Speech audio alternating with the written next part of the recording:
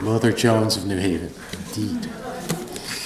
Invite Frank Annunziato, retired executive director, University of Rhode Island American Association of University Professors, and a member of the Teachers Progressive Union. As long as you're here, Frank, we have one. Okay.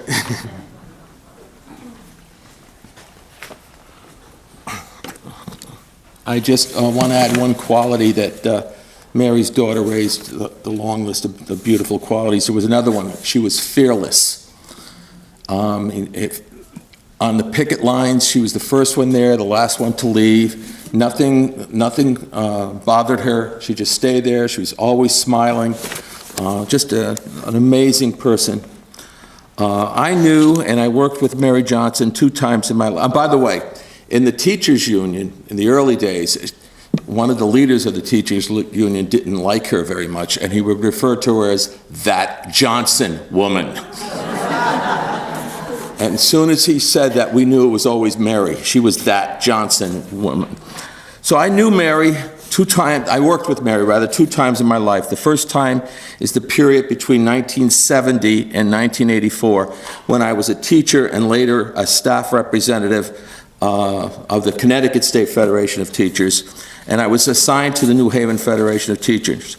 The second time was through the Greater New Haven Labor History Association in the late 1980s. I was its first president. Mary Johnson was a founding member of the History Association. I hope others today will talk about her work on that.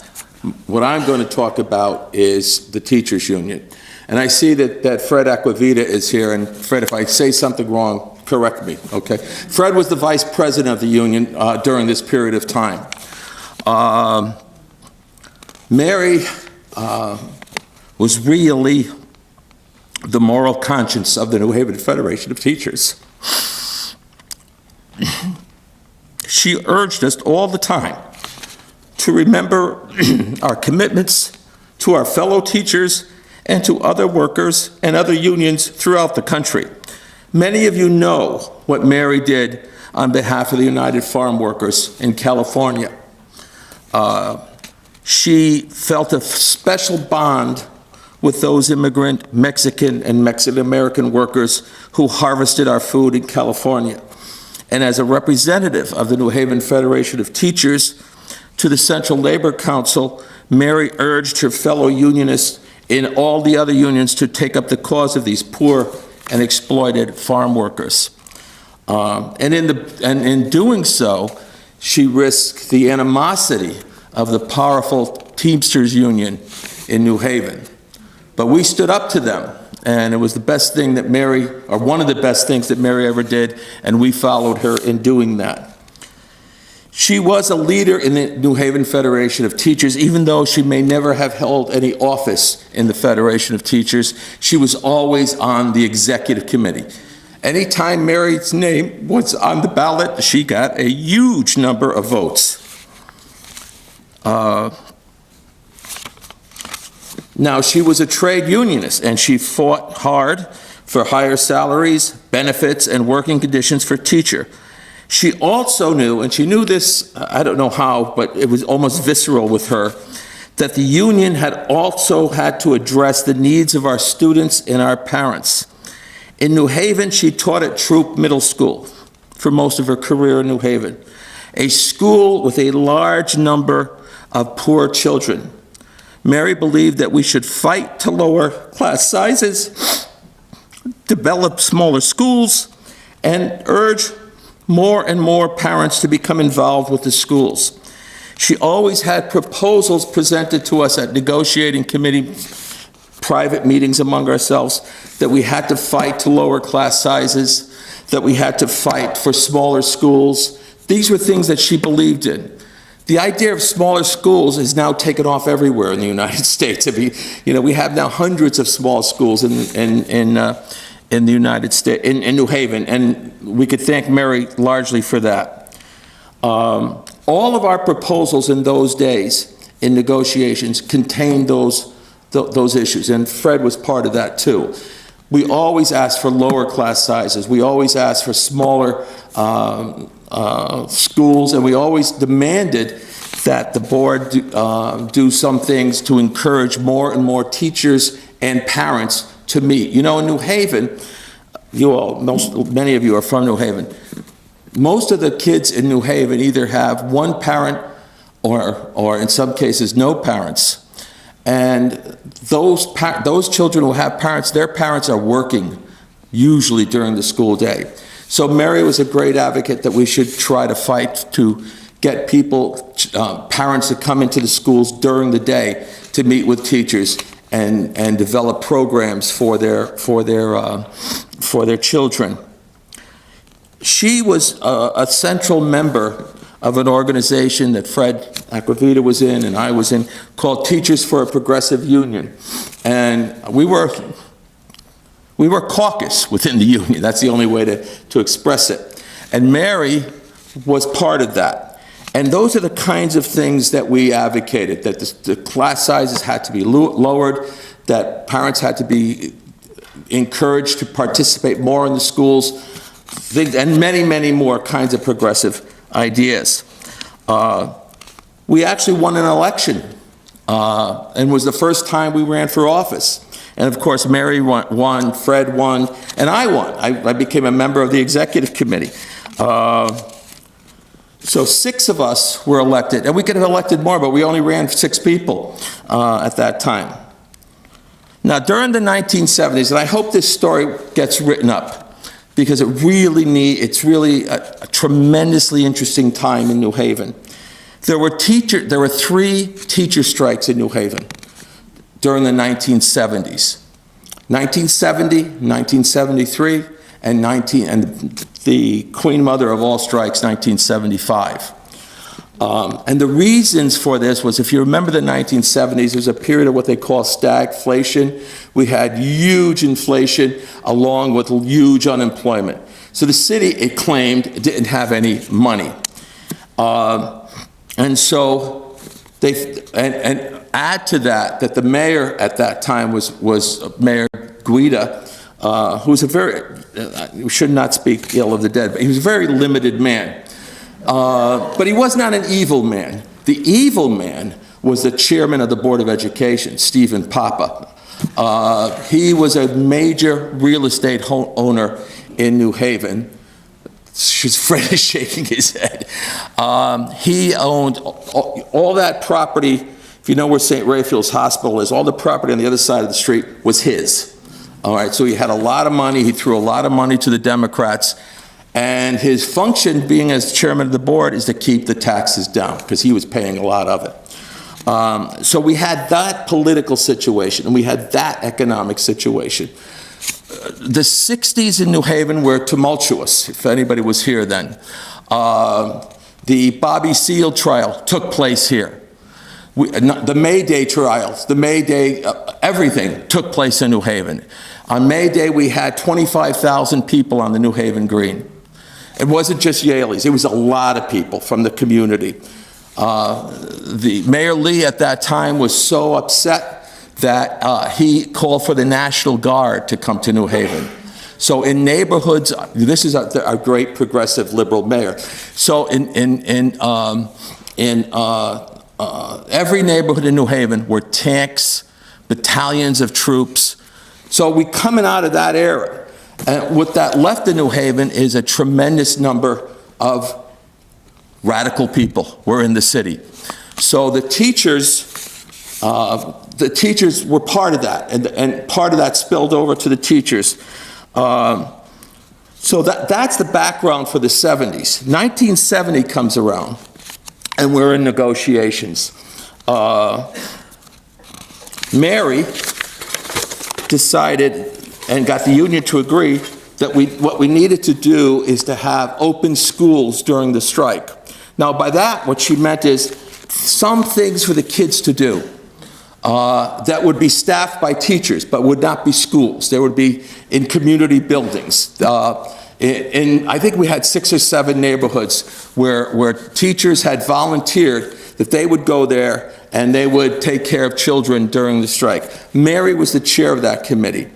So the strike happens. The 1970 strike happens, and a theme that repeats itself one more time in New Haven. The school board, Mr. Papa, took us to court. And the leadership of the union was sent to jail. The men were sent to Whaley Avenue Jail. The one woman was sent to Niantic Prison for Women, and that was Mary Johnson.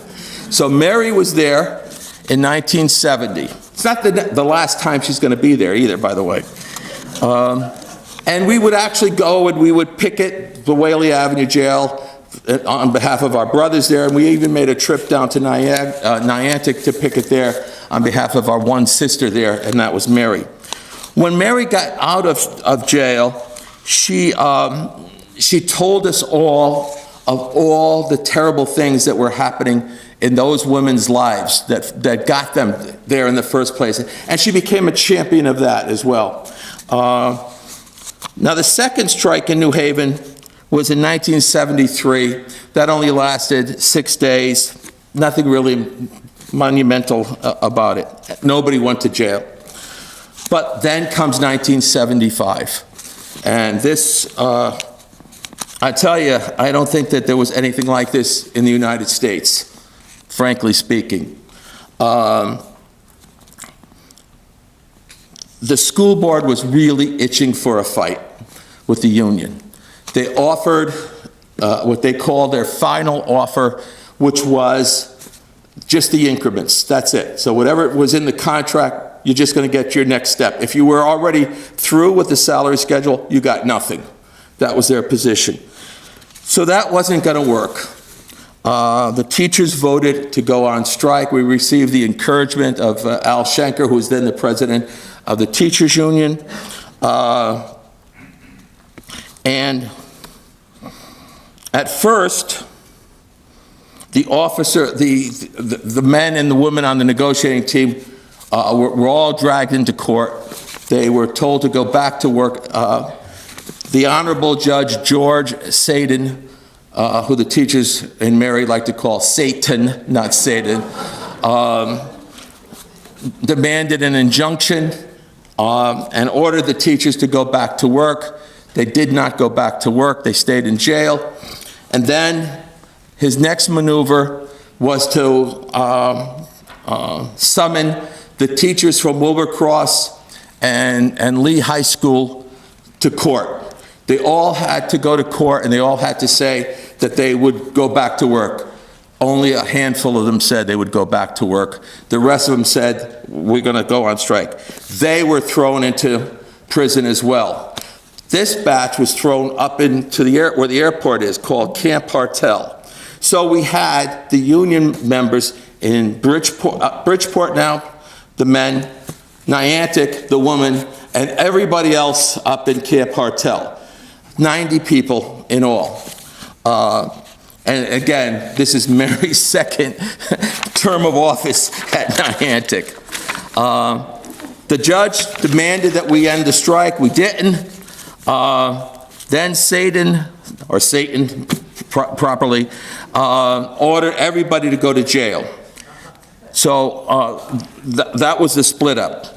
And it was a remarkable group of people. You have to understand this if you were not involved. There were, young, radical men and women who went. That's expected.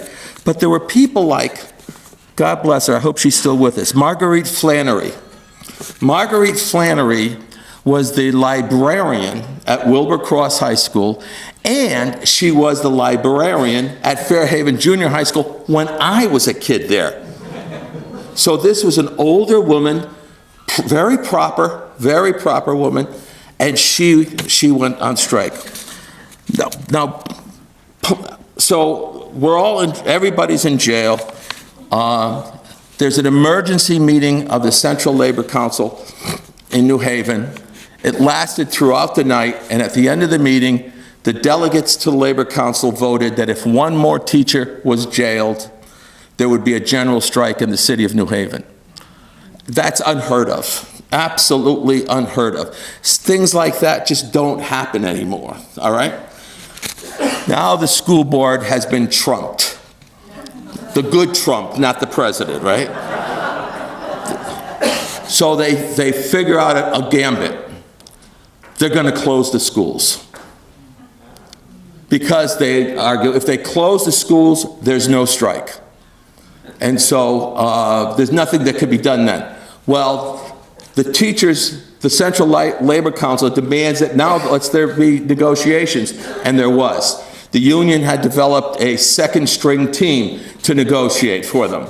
So there were negotiations that went on, and to the union's credit, they reached an agreement. They did not bring the agreement to the teachers until the teachers in jail had a chance to vote for it.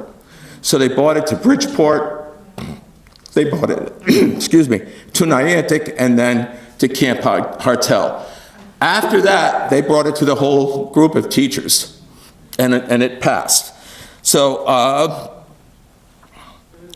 that solidarity in 1975, I think Mary was very much responsible for.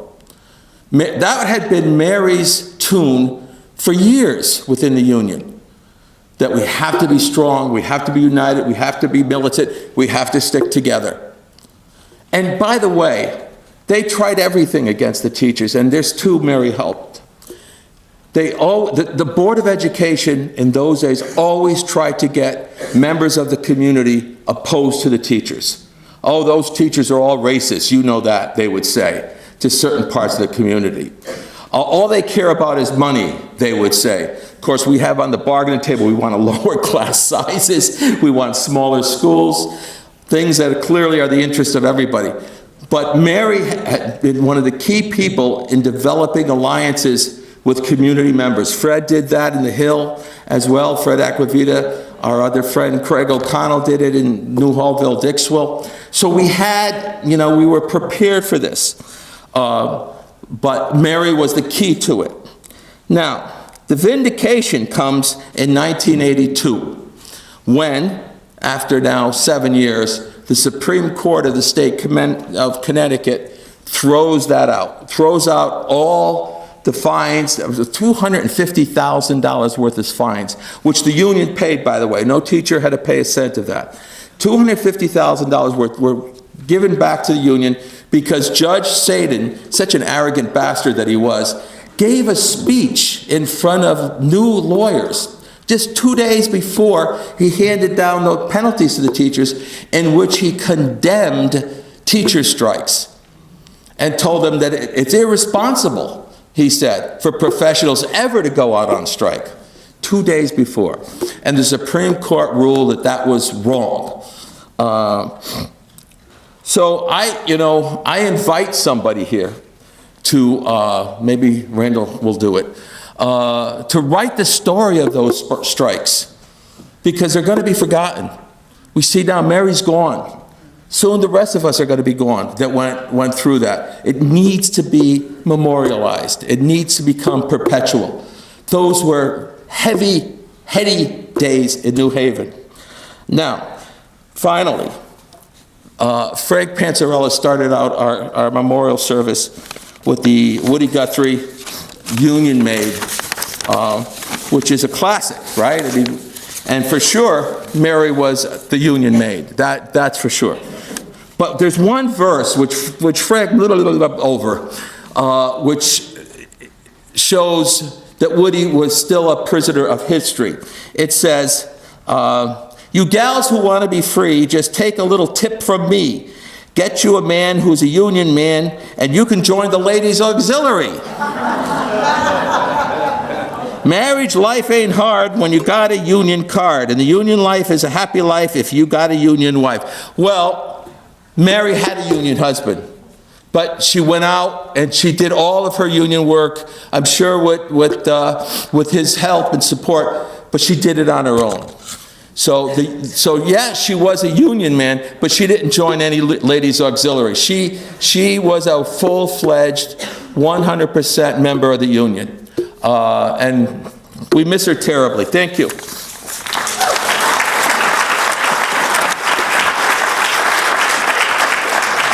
I have old pictures of her if you want to see them. Thank you, Frank.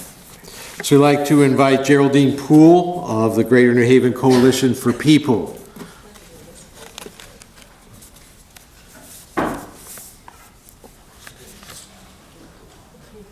Go this way, I'll move.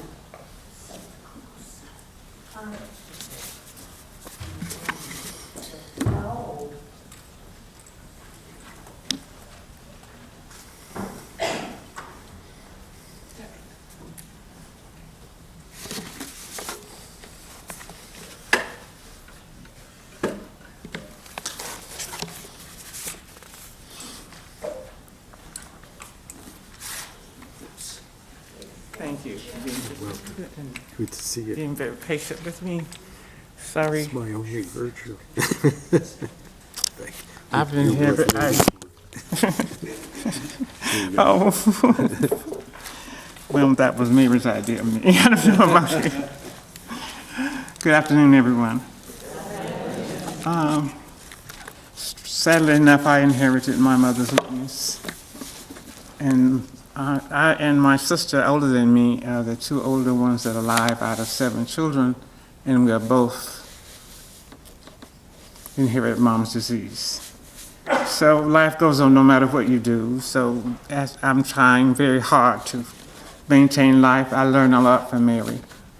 From what you just heard about her, that I'm not going to say anything about, is that she was persistent in what she did. She loved life, and she did her best to help people that really wanted the help. Or if you didn't want to help, she'd try to talk you into it. Because that was her thinking.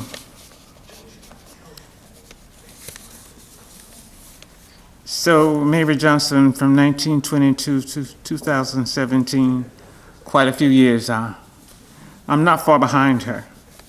So, but Mary and I got along very well. I learned about her through this gentleman that was just in front of me was telling me about the union, because she was always there and she did whatever was needed to be done. And that's a true union member. So I called her my coworker. And when I went to troop, I went in her room. I didn't know I was getting her room, neither did she know I was getting it. So after a while, I could tell that she had been there because of some of the things that she left. And I thanked her for them, because she said she was through. She was tired of teaching. Okay. After her retirement, I assume she joined the Coalition for People. I joined the Coalition for People because I needed the help with my children. Well, when you're raising children at that time, there was a big push for our kids to kill each other or to hurt each other up. So one Sunday night, I was sitting at home and the phone rang, and it was the girl, one of my neighbors, who worked at the hospital, and she said, "Gerald is here. You got to come here right away because he's immobile." That was my time to say, I've got to go. The next meeting the coalition had, I was there. And I've been there ever since. And the Coalition for People was an organization that strove very hard, is striving very hard, because we're still there, right? To maintain some kind of existence for people that kind of limited in it, I think, and need the help. And that's what we did. I'm going to tell you about 2 of our projects this afternoon, because you're going to be you've heard already from her daughter about her before she died. I was there. After she came home, we were there. So I've always been close to her. My husband referred to her as your white friend. I just smiled because she was a friend, a dear friend. And I'd like to tell you something my grandson answered to her. She came one day, she came by, picked me up, or just for some reason she came by, and she saw this cute little guy. She said, "Oh, what a handsome child. What's his name?" He looked at it and said, "My name is Dr. Avery, 4 years old." He didn't become a doctor yet, so maybe he will. I'm forgetting to speak in the mic, thank you. Yeah, he said, so I said, "You gotta become Dr. Avery," because Mary said, she said, "I've never heard a child do that before." I said, "Probably never done before, not around us, but it was." He went to the school over to the college. So that, I guess that's where he had seen doctors and he knew about doctoring. Okay. The first project I'm going to mention is the free bed availability that one of our directors had learned about and came back and told us about the free bed access that we could work for. And we talked it over and we decided to do that. So we did. We were in working with the two colleges. Yale was a little acceptable to it because Yale was already doing something to help the people in their community with housing and medicine and whatever. And so it wasn't too hard to get Yale aboard. But St. Raphael was quite different. He didn't want any part of it. There was a young lady at first, but she just got so tired of it, she quit. And so the young man that came in her place was the leader of the NAACP. And he was kind of a guy that thought if it wasn't on the book, it shouldn't be put on the book. The book had enough stuff to do. But we didn't give in to him, and we persisted. And we rallied. We went on the green. We joined the May group, the May Day group, and we marched. And we were just persistent in wanting to help people and for people to get that could afford to get the medical need. So finally they gave in, and they gave signs in the hospital. Maybe you might have seen some of them, especially in the St. Raphael area. And they're the signs that told what people could apply for and the kind of services who they could see in order to get them. That was done. Also, we also had learned from our own members that the bills had been sent wrong from St. Raphael, and that was corrected. So we felt very good about what we had done at that project. Well, I don't know how long it lasted, because when you're doing something like that, you just kind of join in and do whatever you have to do at the time it's supposed to be done. Not in the numerical order, but the next project we did was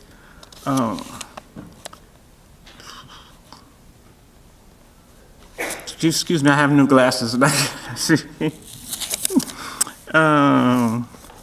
The bus stop. I'm sure you know about that one, don't you? That was our project. I don't know why the city decided to close out so many of the buses. Number one was to raise money and to do whatever. I don't know what is whatever. But when we came aboard, to help was to restore the buses back to their places, correct places. We were able to do that in many instances, except for one downtown. It took us 12 years to get that bus back in place. But we did it. We did it. We were there practically every month, all over the year.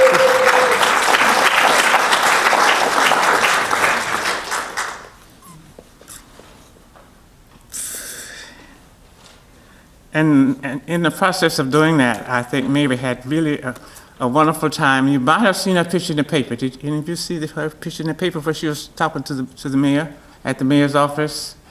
It was in the paper. We made the paper several times, and that was a time that was fun for her, and she really enjoyed it.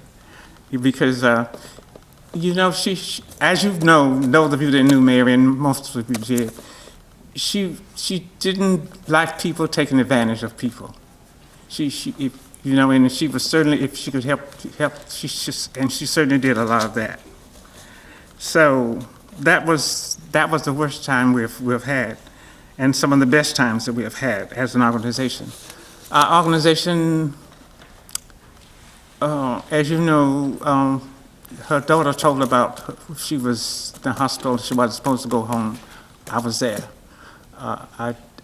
Then when she came home, she called us in. Some of our members are here.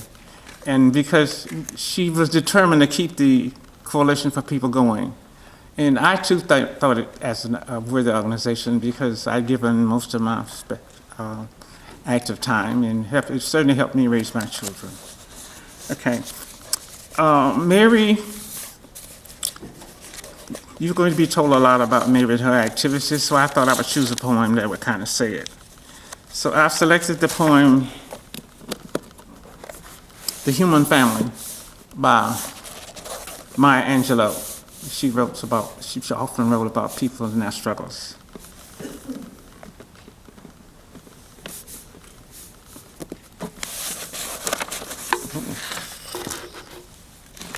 Trying to get an eyesight here. I note the obvious difference in the human family. Some of us are serious, and some thrive on comedy. Some declare their lives are lived as true profanity, and others claim they really live the real reality. The variety of our skin tones can confuse, bemuse, and delight. Brown, pink, beige, purple, tan, and blue and white.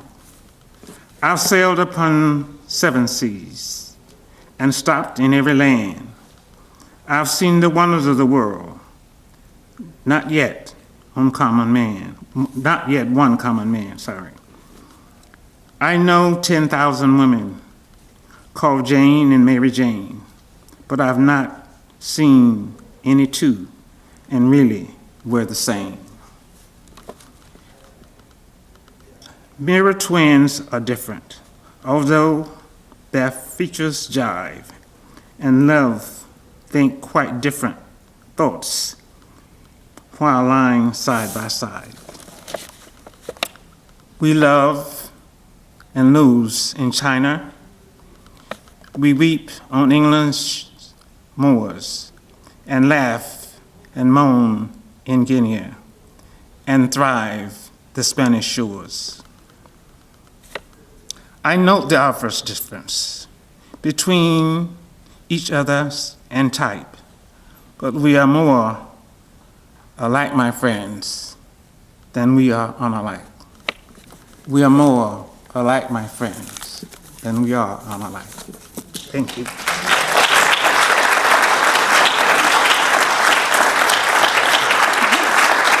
I'm sorry. I'm going to ask you to get me my camera. Thank you. You're welcome. The Coalition for People, I mean, there's something so unique about that group. I was just thinking about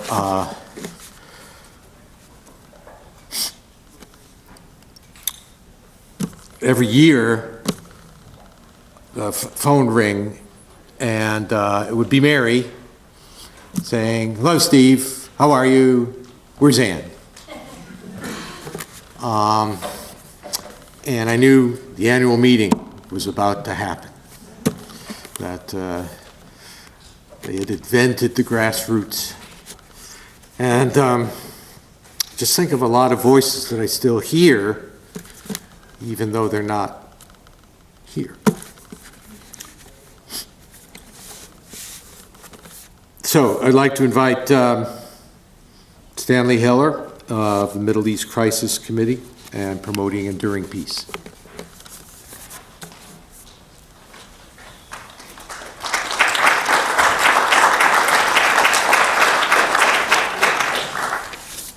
I met Mary also in 1970 as part of the Teachers for a Progressive Union. I didn't teach in New Haven, I taught in West Haven.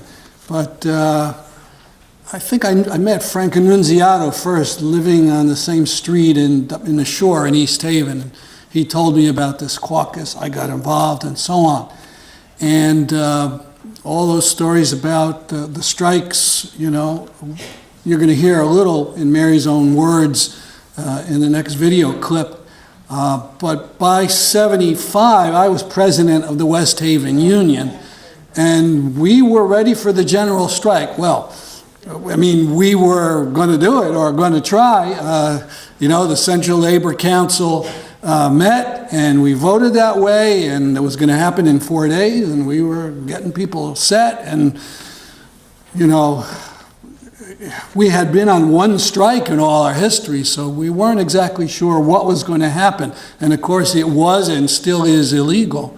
So, that's a bit of context to that. And the matter, of course, was settled, so we never know. But general strikes happen in Europe all the time and in other countries, and we may have to use them here for one reason or another. All right, Middle East Crisis Committee. Mary was one of the founders. During Israel's war in '82, invaded Lebanon, and we were planning a teach-in, and then in the middle of September, one morning we heard about this horrible massacre that had taken place in these two camps in Beirut, in Sabra and Shatila. So I called Mary and a few other people, and that same day we had 25 people out on the New Haven Green. And that's, how do you get a rally in 3 hours? But we did that. And then a couple weeks later, we had a bigger rally. We had 200 people, I think, including a University of Bridgeport law professor whose brother was in the Israeli government at the time. He was tourism minister and later became defense minister. But it was a passionate time, 1982, and we still have that Middle East Crisis Committee. Just some anecdotes about various things. You heard about Mary and her use of buttons. She was also big on education via bumper stickers. And if you ever followed her car, they would be covered with bumper stickers, and I remember a couple. One was, "Capitalism is organized crime." And another, "If you're not outraged, you're not paying attention." And that one was a favorite slogan of Heather Heyer, who was martyred at Charlottesville, a month or two ago. And when I saw her mother talking about that, I said, wow, Mary used to. She was also big on leaflets, and Paul Hodel, president of PEP, Promoting Enduring Peace, reminded me a couple days ago about how during, I think it was, I don't know which Gulf War, in the 90s, there was leafleting twice a week in New Haven, and Paul and she and many others were out on the streets with leaflets. She was kindly in appearance and manner, but strong. And one of the slides, it's supposed to be a party. One of the slides you may have seen, she was standing next to another woman with a sign, very subtle message: Bush, like father, like son, murderer, thief. Just, holding it back, And she had physical courage. She was very active in the Olin Winchester strike, and the police were very aggressive. I don't even remember what year that was, in the 70s, I'm pretty sure.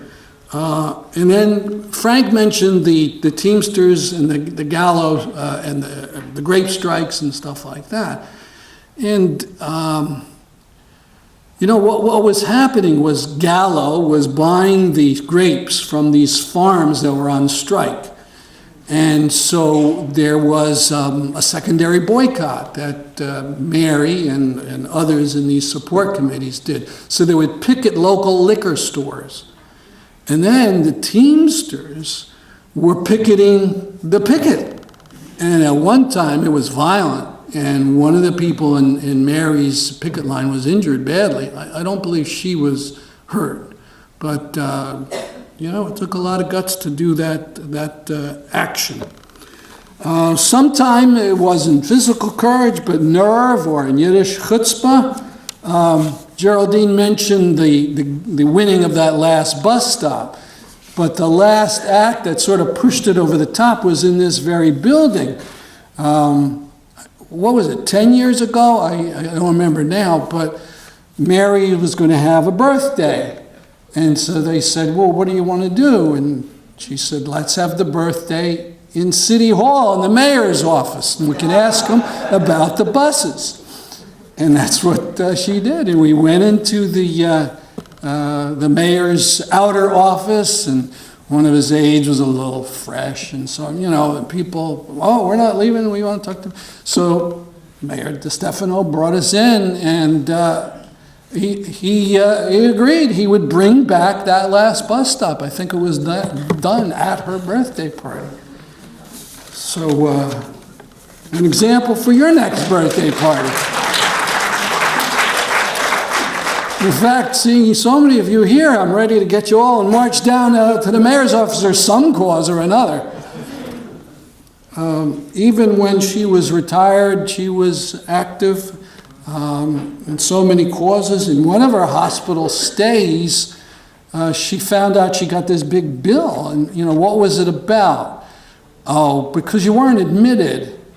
What do you mean? I was in the hospital, you know, some number of days. Oh, you were only under observation. And so that, you know, she found and told us about this. I guess, I don't even know, I think it's still around. Luann would know more. That if they admit you, if they bring you to the hospital and you go in the room, make sure you tell your doctor, make sure they admit me if you're going to stay overnight, because if you are only under observation, you're going to pay for it. Yeah. So she, you know, she brought into that. She brought us things she liked. She liked movies too. What was her favorite movie? How many? Who knows? A Christmas Story. No. Who said that? No, my wife. All right, Salt of the Earth. Yeah, that was her favorite movie. She would want to see it all, you know. She would tell us about it. And finally, when they invented videotape and people could actually own movies, for you young people, that was a big deal. You could actually own a movie. And so we bought Salt of the Earth and we would send, you know, play it around. It was a labor movie and a feminist movie because it was about an Arizona strike, and you know, they had an injunction, the men couldn't pick it, and so the women decided to pick it.